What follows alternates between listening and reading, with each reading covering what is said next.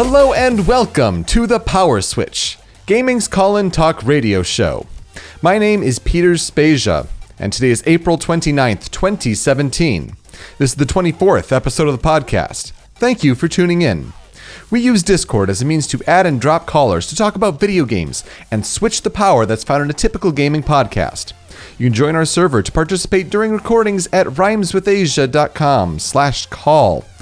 Hope this week has been finding you well, good on the game front, but also in life. I beat Persona 5 this week. That was really exciting. That took me 85 hours on easy mode. I'd love to tell you all sorts of stats, but if you don't already follow me on Twitter at Peter J. Spezia, Spezia there.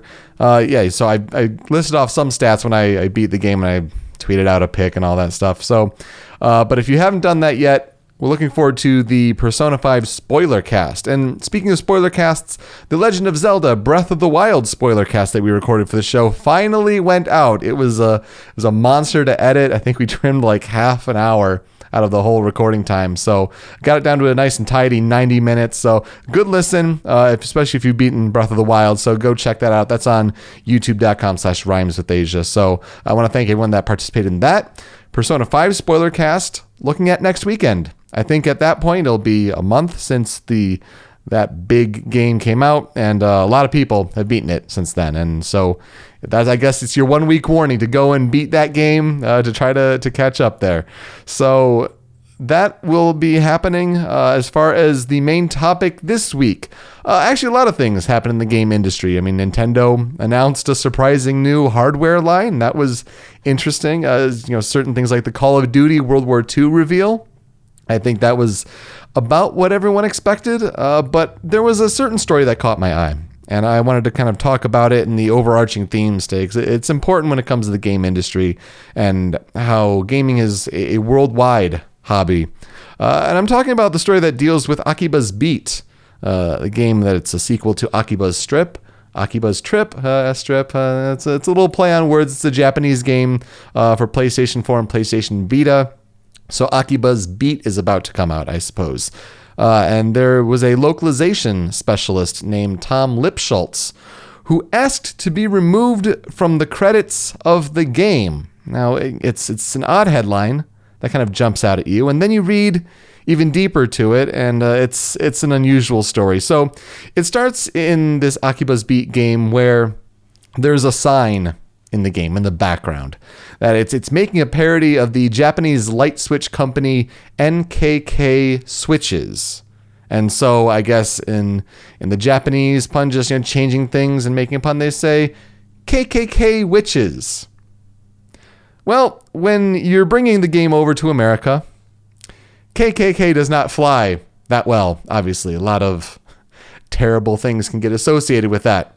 So, KKK witches seems like something that should be changed when it comes to localization. I think that is generally fair to say, just from the outside looking in, not even working ever at a localization company, not even having experience in the field, but yeah, they should probably change that.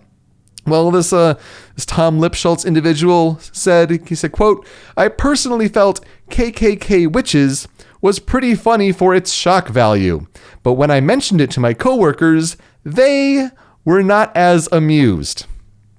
You don't say. Well, it turns out then Xseed, the American localizing publishing arm, they went to the developer known as Acquire over in Japan.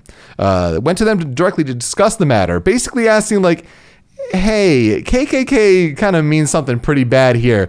Is that what you meant, or are you making just a joke? And Acquire's going, oh, no, that's not what we meant. Please change that. That's not our intent to create any kind of drama like that. So Xseed went and changed it, and now I guess the sign in the game would say ACQ witches, which it's a throwaway thing. I mean, it means really nothing.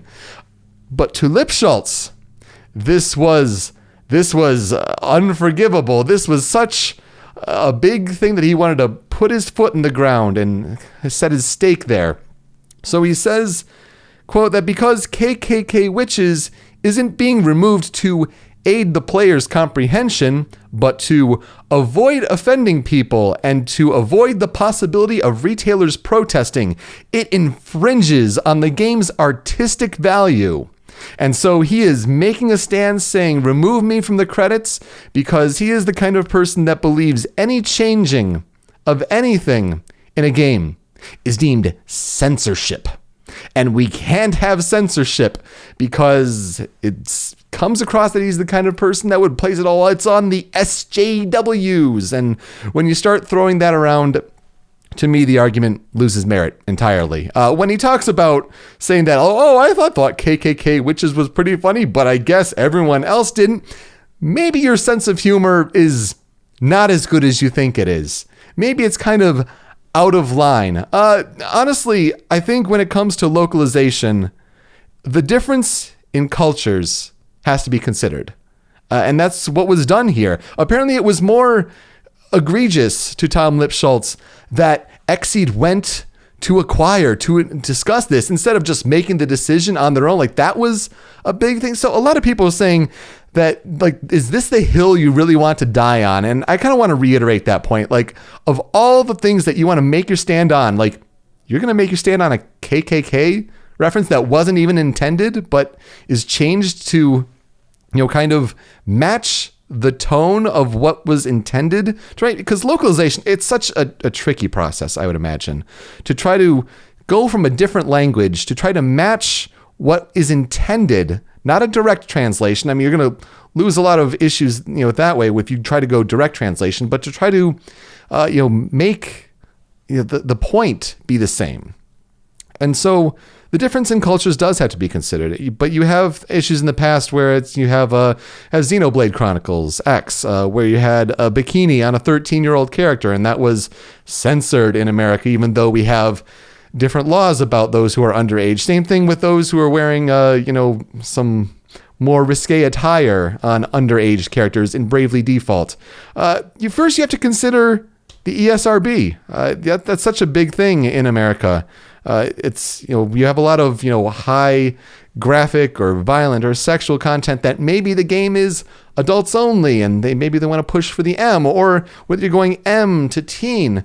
But at the same time, so you have the artistic vision, which, you throw about, and some people compare that to Mass Effect 3 with their artistic vision, the artistic integrity. I think that's something different entirely. I mean, what works in Japan doesn't necessarily work in America because of cultural differences. And maybe it all goes back to something political. When people don't like the idea of globalization, guess what? We're becoming more of a global economy. Some people don't want that, but you have to consider other cultures. It's not so insular, really. So when you throw artistic integrity or artistic vision about just to, keep something that is misappropriated, like this KKK witches, you're dying on the wrong hill. You're making the wrong stand, and I think you're giving localization really a bad name. It also applies, oddly enough, to Persona 5, because Persona 5 has had some interesting issues about its localization or its translation. You have very unusually, spoken lines or written lines that just come off as like this could have been trimmed up a little bit. There was, the idea that you have multiple writers. Maybe you're getting some mixed tone throughout the game, which I'll say as a response to that, I mean, it's really, just drops in an ocean, to be honest. Yes, articles do look bad when you put line after line after line next to each other, but in a 80 to 100 hour experience, like it's minimal. Yeah, maybe you notice a couple, but if it really takes you out of the experience, I think it's, the whole making a mountain out of a molehill kind of thing. Kotaku also had an article in Persona 5, related, that was pointing to a pop quiz question and saying, there's this, cursive kanji for gold, and it's based off of a kind of a trick question in a way in Japanese, and saying like, well, how could American audiences know this? And, that really applies to many of the questions. I actually found some of the localization Persona 5 rather amusing. There's a question, and it's not spoilers. I'm not trying to, spoil anything, but there's a question like one of these pop quizzes in class in Persona 5 asking about chronostasis. And chronostasis is like basically what does this word mean? Or essentially, when it seems like a second is frozen, like second frozen in time, what is this called? The answer, chronostasis. But one of the options was the world. And when you go back to JoJo's Bizarre Adventure and Zawarudo, and people even making the comparison to Super Smash Bros. Brawl with Luigi's Final Smash and how time stops, a clever localization. I can't say if that was in Japanese and they brought it over, but that's amusing. So I think some of those issues are, again, drops in an ocean.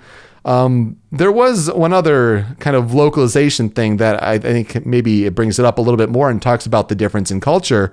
And people compare Persona 5 and Persona 4 and say Persona 4 handled LGBT issues better. I think that is a fair critique.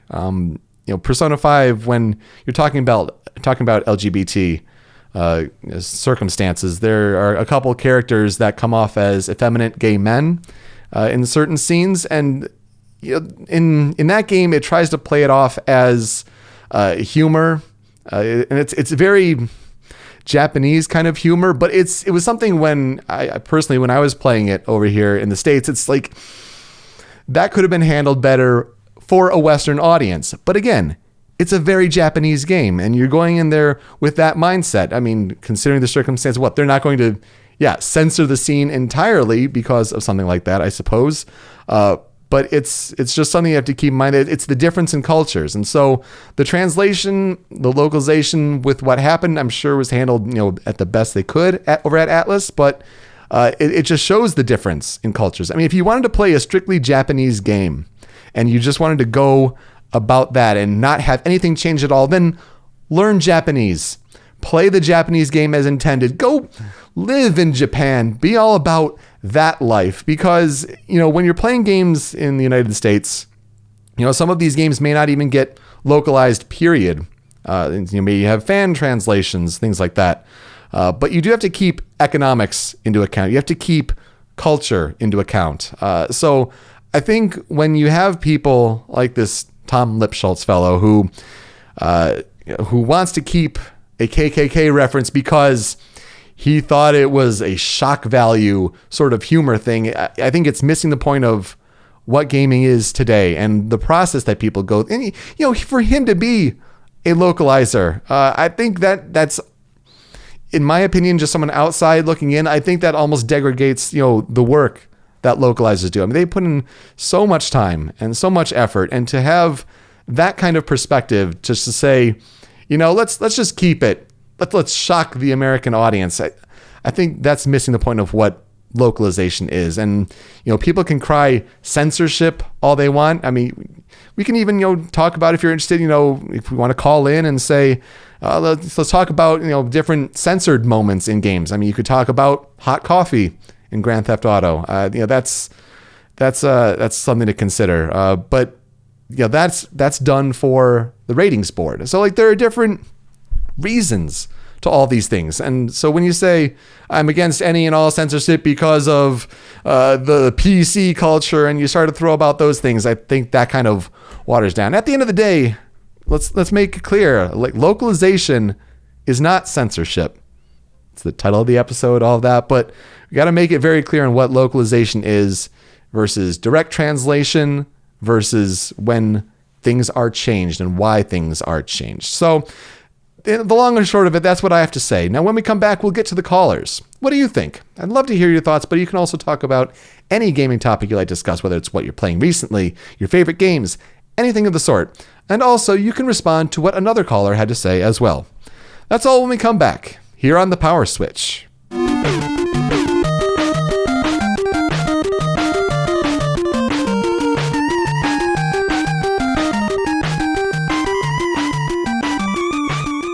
Welcome back to the Power Switch. Looking forward to what you have to say, whether it's about localization or censorship or even some news like Nintendo and their big hardware reveal. Just all sorts of things to talk about. Looking forward to it. Joining us from New Jersey, Matt, welcome back to the Power Switch. Hello. Hey, how are you doing? Pretty good. I'm desperately trying to finish Persona. Oh, yep, yeah. I think you're pretty close from what I've been reading in different chats. You're saying, but yeah, there's still a little bit to go. How are you liking it so far? I can't say that it's gonna beat Breath of the Wild for me. Mm-hmm. There are too many fundamental things that are like, this has been a problem in the series for so many years, and I don't even see them trying to fix it. But it's still like one of the best games I've ever played. Yeah. It's just one of those odd bounds. It's quite a year. Yeah, like this has been a very strong year so far. But on the topic of localization, Persona 5 feels like a fan sub. There are parts with that, yeah. So I'm curious to hear like your perspective on that. So the Kotaku article that you brought up with like the shogi piece, that was just dumb. Like that's a piece of culture. You can't remove that from the game without changing, the fact that this is a quintessentially Japan game. Yep. But how many times in this game do you hear the phrase "it can't be helped"? Like, that is just such a fan sub kind of thing to do, because "it can't be helped" is the word shogunai in Japanese, which is a pretty common term to use, and literally translated, it's "it can't be helped." But in English, we don't say "it can't be helped" like that so often. There are a ton of places throughout the game in most of the dialogue that I can feel that it was originally in Japanese.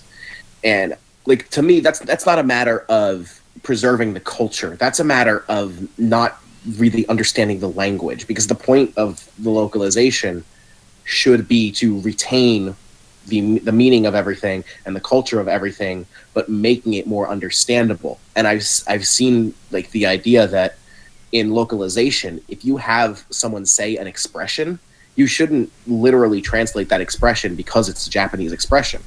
You should use an equivalent English expression, because an English-speaking audience will understand that and understand the intent behind the phrase more. Right. And I feel like Persona 5, on the whole, doesn't do that. There are definitely some really good moments in the localization, but I would feel that it's more the opposite of how you said. I would feel that, on the whole, it's not bad, it's not unreadable, but it is kind of mediocre. And I've seen reports say that the localization team didn't get a finished script until the game had released in Japan. Yeah, and that is inexcusable. I think, going along, and we were thinking in the build up to that game, we were almost thinking like, well, surely Atlas knows like they should be working in tandem with it. Like, if you want to try to make both games launch at the same time, you got to be working in tandem. And yeah, if that's the case, like that's pretty inexcusable to get it at that point. That may explain why they had to kind of redo some of the like the dialogue and all that. Some of put forth more of the effort there. And then if you're hiring more people, I think it's from the same sort of article making the point. But when you're hiring more people, you don't have the consistent voice. Yeah, and it's very obvious that like certain characters were written by different writers. Like Ryuji, on the whole, is very well done. I would say that almost all of his dialogue is pretty perfect. But other characters like the interrogator Sai Nijima, almost every line that she says is like broken English. And I feel like the localization, a lot of people don't realize the problems with it, because the voice acting itself is really, really good. Yes, it is. Yes, I absolutely all credit to the voice cast there. Yeah, and I feel like the voice cast is doing such a good job that we're understanding more through their performance. So we don't really recognize that the actual words they're saying don't flow as well as they should. I would say that, on the whole, like, this game shows the signs that the localization was rushed. And I don't know how that happened, because in the Japanese version at launch, like, there was accidentally a line from the localization, like a recorded voice line that you could run into in the game. And I don't know how that happens if like the localization hasn't really been properly started yet. So I'm sure there's a story to be told. It'd be really interesting to find out what that is. I feel like this game might have had like some troubles in development that we didn't really see. And most games that have trouble with development end up coming out a poor product, but that doesn't necessarily mean that a troubled development will doom your product. The original Star Wars had a really, really troubled production, and it came out one of the most iconic films of all time. So I would speculate we're seeing that situation with Persona. I think that it probably had a very troubled production and was one of the lucky ones that came out fantastic. Yeah, I agree with that. Because playing through it, like I agree with getting the intent across. Like I'm not stopping and analyzing, and especially for some of the things like the text messages, the way that's done. Like I'm flipping through it, like I'm getting the gist of it. But yeah, I'm sure if I stopped and broke down each individual thing like that, I could probably find some flaws there. It kind of reminds me, I was, kind of doing some research into this, and I came across an article, I think it was also on Kotaku, but it was months ago, is Patrick Klepek when he was working there as opposed to Waypoint. And he was talking about a case with Final Fantasy X, apparently years ago, and at the end of that game, there was the line, arigato, which... I've seen his article. Yeah, and so I didn't know that, for those that haven't read it, apparently literally translated in Japanese, I guess it's something like there was great struggle, is like the direct translation, but we it as thank you. But I guess in that game, there was a finality to it said at the end of the game. And so I guess the translation and localization ended up being, I love you. And they went and checked with the original writer and went over it and that got approved. But it's like, is that censorship or is that, localization? So it's interesting. So you make a very good point when it's, localization should be taking both cultures into account. It's, I would say that is a very good localization. That is an example of a good one. Because if you were to just translate it as thank you, which most people would translate arigato as, that's not, it doesn't mean the same. Mm-hmm. So sometimes you have to rewrite a line from the ground up to convey the same meaning. Because localization isn't just about a translation. It's about understanding what's going on. And you need someone for a successful localization. You need one person that really understands Japanese and one person that really understands English. Yeah. And yeah. You need someone on both sides. It's not just about being proficient in one language, because you need to be a writer. You need to write something that the audience will understand while also understanding what the original Japanese was supposed to be. I would not be able to have localized that moment because I know that arigato means thank you, but I don't know that it means there was a great struggle. I don't know that it means, we've been through all this together. Yeah, and it takes that extra level of knowledge. Yes. I feel like Persona 5 had difficulty on the English side of things. And that's not to say that the team that was working on it wasn't talented, because I'd say the fact that they did it all in like 3 months was probably a big part of the whole thing. But it comes down to a matter of, regardless of the reason, something didn't quite work. And it was, overall, Persona 5 is fantastic across the board. But I'd say the version that we got in America has some clear problems. Now, if I may ask you, while still on the Persona 5 topic, I mean, with the LGBT issues that people have been bringing up and the concerns there, where do you stand on that as someone who's very, very near the end of the game? There is a legitimate argument there, but also we need to pick our battles. Yeah. Like, yes, that is a very poor representation of the LGBT community, but this is a thoroughly Japanese product. Mm-hmm. And there wasn't anything that the localization team could have done without outright censorship. And this is a problem that is much more systemic than... Like, part of Japanese culture is that the LGBT community isn't taken as seriously there, even as it is in America. As bad as things can look here, we really do have it, among the best of the world. So, while I would agree this is a poor moment and it's handled very badly in the game, I think that in the context of this is a product of Japan, this is not, like you said, the hill that we want to die on. This is not the hill we want to die on. Mm. The hill that we want to die on is something like Mass Effect, a product made in America where we can directly address American culture. Yes. I'd say Mass Effect Andromeda had very real concerns with how it handled LGBT issues. So if we're going to focus on something, we should focus on that, because it's the culture that we understand and it's the culture that we can directly address. I totally agree. Do you think that it's because of Persona 5's more mainstream appeal this time around when you compare it to something like Persona 4? I mean, we never saw these kind of, this outrage, whether it's with localization or or with the LGBT issues in Persona 4. Do you think it's because of the mainstream success and the critical acclaim that Persona 5 has gotten that people want to maybe be contrarian and take it down? I would say so.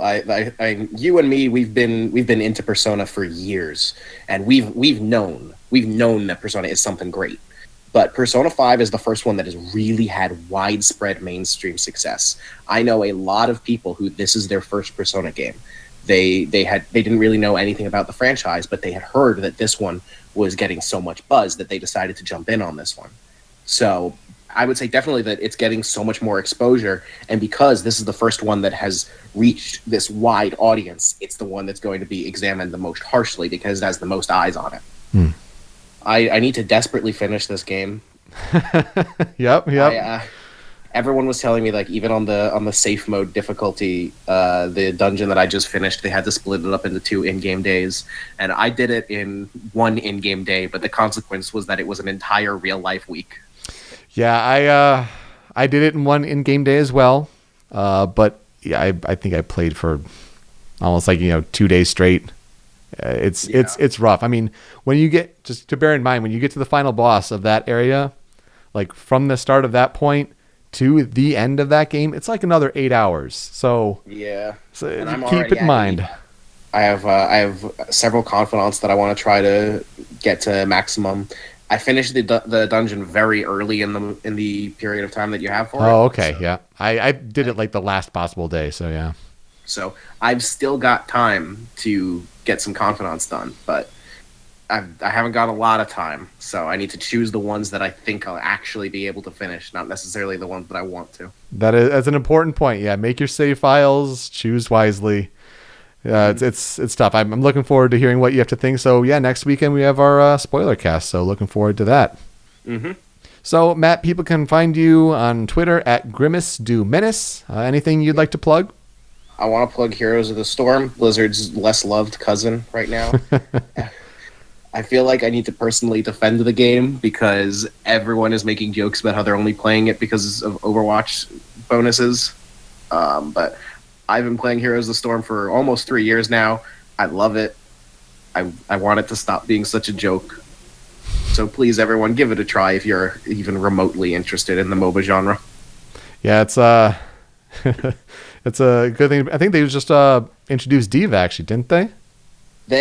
She's not in the game yet, but they've revealed that she is going to be coming to the game soon. Okay, there's the hero is Genji. Yeah, okay. Very interesting. Well, thank you so much for your time. It'll be fun to talk more about Persona, but figure to have you on. Thank you for calling in. That's great insight. All right, thank you very much. Yeah, take care. And joining us from Illinois, Video Game Guru 64. Welcome back to the PowerSwitch. Good to be back. Yes, absolutely. What would you like to talk about today? First topic I was going to talk about was Nintendo and relying too much on ports. They're good ports, but they're ports nonetheless. Mm-hmm. I mean, that's an issue. I mean, with Mario Kart 8 Deluxe, I know that does come to the forefront. Yeah. Why do you think it's too much on ports, if I may ask? Well, you have it's really not a port, but it's still somewhat of a port of Legend of Zelda Breath of the Wild since it's on the Wii U. Mm-hmm. And then you get Payday 2 coming later this year. You get Street Fighter 2, which is already out on several different consoles. Yeah, I mean, there are certainly more games to make that point. I mean, you have the Lego City Undercover. You have indies like Stardew Valley. So, there are certainly options there. If I may make a counterpoint, though, I think, in my opinion, there are two factors here. So, one, not many people bought Wii U, or at least certainly not as many as Nintendo had hoped.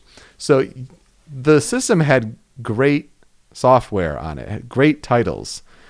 So, I think the idea of bringing that to a new Nintendo system for more people to play, because Nintendo Switch continues to sell out wildly. They put out new sales figures for the Q1 financials for Nintendo. Said something like it's 2.75 or something like that million units sold. Like it's doing remarkably. It's doing remarkably well. It's continuing to have some supply shortages, but it's more a very high demand.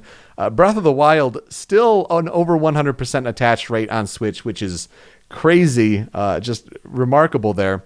But they're wanting to build that software base first. You want to build the software base, you can build the install base so that you can attract more third parties. It's this game that has to be played. I mean, you could almost made the case in PS4 and Xbox One that like, oh, a lot of ports happening here, a lot of remasters, and it's like, well, they have to build that game base to further grow the console. Also, you're having a lot of indies, I would say, also appealed by the idea of, well, now we can have our game on a portable system. And I think that's certainly what you're seeing with Stardew Valley. They had a console version come out with PS4 and Xbox One, but the appeal with Switch is, one, not only get it on a Nintendo platform, but with the Switch being portable, that adds an extra dimension there. They're talking about with the multiplayer involved with that, especially with local multiplayer with Switch. So you kind of want there to be ports at least at the start. Now, we're still very early in the Switch's life cycle. And we'll see at E3 where they want to continue with that. But yeah. Axiom Woods, he wanted them to go do a Switch version, but Nintendo's having trouble or not having it or something like that. Yeah, there are a couple interesting stories popping up, and they're one of them. I think and I can't speak fully to it, but there's some issues with like curation of games. There was a podcast I was listening to where Lauren Lanning of Oddworld Creation was talking about Nintendo Switch, and that with Nintendo, it's a matter of how they curate the content in their store, and basically if it's not day and date with other platforms, or if it's not like some sort of exclusive, like it won't get the promotion in the eShop. So it's something that Nintendo's learning, I would imagine, to try to really embrace this digital future. Like they still have some growing pains there that Xbox and PlayStation have learned long ago. But yeah, so there's some concern with Axiom Verge there. Maybe PlayStation, Xbox, I don't know. Yeah. And then the other topic that I wanted to talk about is the new fighter for ARMS, DNA A-Man, or as he's known here, Helix. Helix, yes. Why can't we stick with the name DNA Man? It's video game. It's censorship. Yeah, I don't know. It's why is it Jigglypuff here, but it's Purin in Japan? Like what games are that? No, well, the problem with DNA Man is it actually makes sense to Helix here, so I don't know what's the difference. Yeah, in all honesty, I didn't know it was DNA Man. I just knew Helix. I saw the different trailers, but that considered, Helix is a really, really good name. That considered. Yeah, I guess so. Though we have Matt pointing out in the Discord chat over at rhymeswithasia.com/call, say Flubber. Flubber is also an apt visual comparison. Yes, that's true too. Okay, so I was at 3 a.m, maybe at 2 a.m. That just suddenly came out of nowhere. And that's weird. It seems to be almost the timing with Nintendo announcements. I mean, we could also talk about Nintendo 2DS XL and how they're making it more 3DS-like with the clamshell and all that. But they announced that on a Thursday at 9 p.m. Eastern Time, and it's only Nintendo can get away with that. And new hardware announcement right there. Just bam. Yeah, it's what's going on? I wonder if it's timing in Japan, and then you have time zones to consider. That's possible. Yeah, but it's certainly interesting. Yeah. Yeah, and then ARMS seems to be shaping up into I think it's gonna be a good fighter, but I don't know the fighting community as well as you do. So. Yeah, and even then, I'm outclassed by many others as well. It's really going to depend on when that game gets in the hands of people. I think it has potential, especially if you don't consider the motion controls. It's got to have tactile button input. There's certain design choices where there's potential for a community to grow. You have the changing of fighters in between rounds, the customization of the arms. You can have some mind games, some metagame versatility there, but it all depends on how many people are going to pick it up. And I think Nintendo is going about, trying to release like a big game a month. It's a good way to start on Nintendo Switch. Give Mario Kart 8 Deluxe about a month. Maybe people will be itching to play something new. And hey, a fighting game is a new genre. I think Street Fighter 2, the final chapter, is releasing next month, May. Yeah, it's end of May. Yeah. Mm-hmm. Yeah, and then Minecraft Switch Edition is releasing in May, at the same week or something like that. Yeah, and so for those ones, it goes back to your point of ports. I mean, they're good games to kind of flush out a library. Some people will be very interested to play Minecraft on Switch, especially if they had their Wii U worlds that are now going to be much bigger, or if they're really interested with the Street Fighter 2 kind of port to have the Hadouken with the Joy-Con. Yeah. If they really want to do that, then maybe they're interested there. But I mean, again, the appeal there is you're going to have the local multiplayer. It's if people really grew up on Street Fighter 2 back in the day, just to go pick it up and play someone else portably, that's an appeal there. So what then do you make of the Nintendo 2DS? I mean, just talking about Nintendo news in general. I mean, you see that announcement. What do you make of it? They're stretching out the 3DS lifespan a little too far, because it really didn't need a revision. I'm glad they have a revision, but it really, yeah. So it is interesting to see how they kind of stretch it out like that. One, it's kind of giving up the whole 3D thing. They're kind of embracing that. 3D was good for the time. Wouldn't say it was a failure, but it was a sign of the times when 3D TVs were a big thing, and that's not really the case anymore. Everyone's pushing more 4K. So kind of abandoning that, leaving that behind, that's fine. Give some more processing power to render that, because some issues for that was you had the 2D the two screens that were rendered in 3D that would have frame rate hits on like Pokemon X and Y. So you give a little more performance there by scrapping that. That's fine.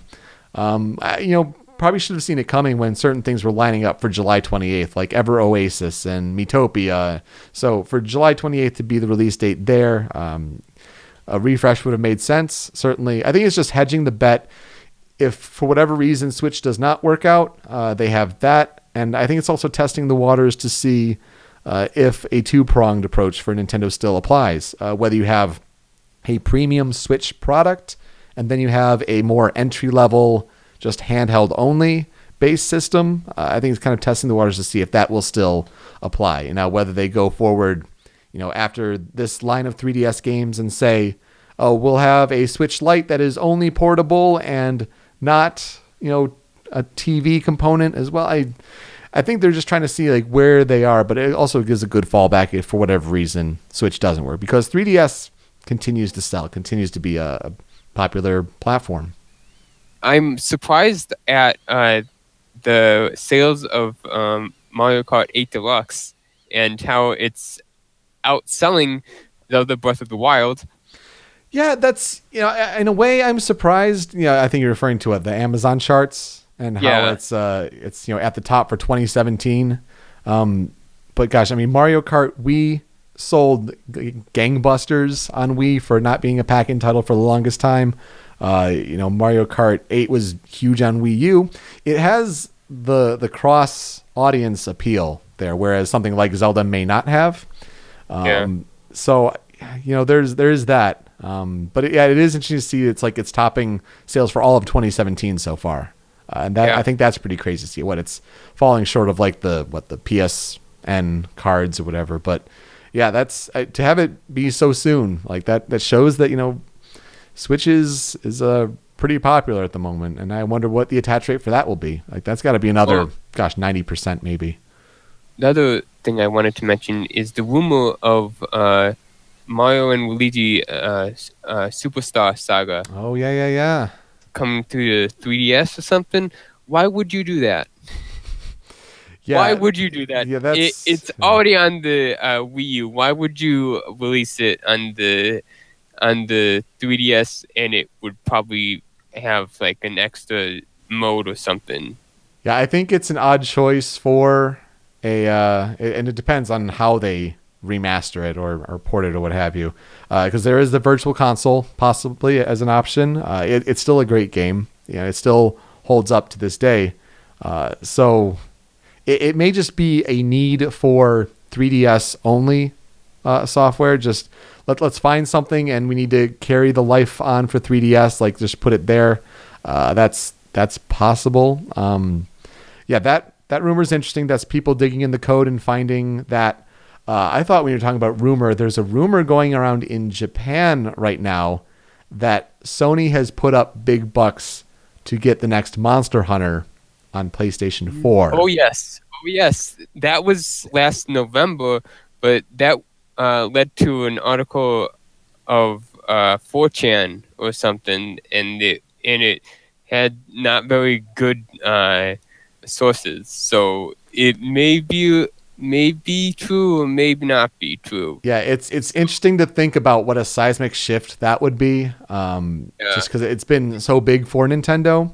But then it's also in line with Capcom is saying that, in addition to Resident Evil 7, we have another big unannounced title. And it's like, if you're putting on the level of Resident Evil 7, like what could sell, that much? Or are you just saying that, Devil May Cry 5 or something like that would be a big possible title? So just something to keep an eye on for posterity's sake. If that does come through, like that would be huge. I really hope it's not true, because Monster Hunter on the Switch, it would be amazing. Yeah. Amazing. It would sell like so much, because the last few Monster Hunter games, I really don't like how they lay out the buttons and everything, and it's so complicated, and it's not really that good of a system to play Monster Hunter on. But the Switch would be an amazing system to play Monster Hunter on. It really would. So, and I think, Nintendo's built up a lot of goodwill with that, and it's sold really well. So that would be a business shift of seismic proportions if that were to happen. Again, still in the rumor phase. I would put that at, 40% maybe of happening. So like, I'm not even, favorable of that, but just something to keep in mind. Like that would be really interesting. All right, Video Game Guru 64. We can find you on the internet, Twitter, all sorts of places at Video Game Guru 64. Anything you'd like to plug? A series called Egg Busters. It's he's finding little Easter eggs in games and proving them true or false. So he goes by the username That One Show Fun. Okay, yeah. So something on YouTube then. Yeah, something on YouTube. Okay. All right. Well, definitely check out Egg Busters. Thanks so much. Really appreciate you calling in. Good to talk Nintendo news with you, and hope you have a great night. Yep. All right. Thanks for calling in, guys. When we come back to the Power Switch here, we'll go through what it means to me, but this time a new game release comes out, Mario Kart. I'll go through kind of where my history lies with Mario Kart, and it'll be fun to reminisce. So that's when we come back here on the Power Switch.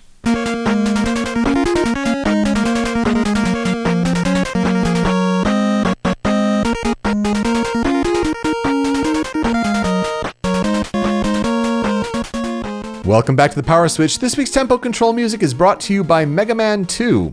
You can find a new video game music top 10 list from a specific game soundtrack every Tuesday over at youtube.com/rhymeswithasia. Now let's go through what it means to me. Let's talk about Mario Kart and my personal history with it. Many people start talking about Mario Kart with Mario Kart 64. I mean, that's...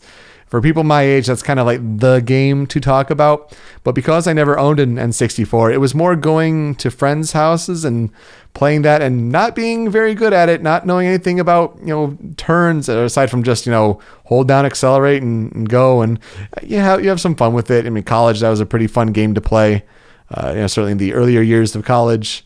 For then, Super Mario Kart going back before then, I only played that really a couple times. I even went to like a video game museum at university and just tinker around with that a couple times, but had never really played. Like that is a game that does not hold up as well, especially when you factor in the newer Mario Kart games.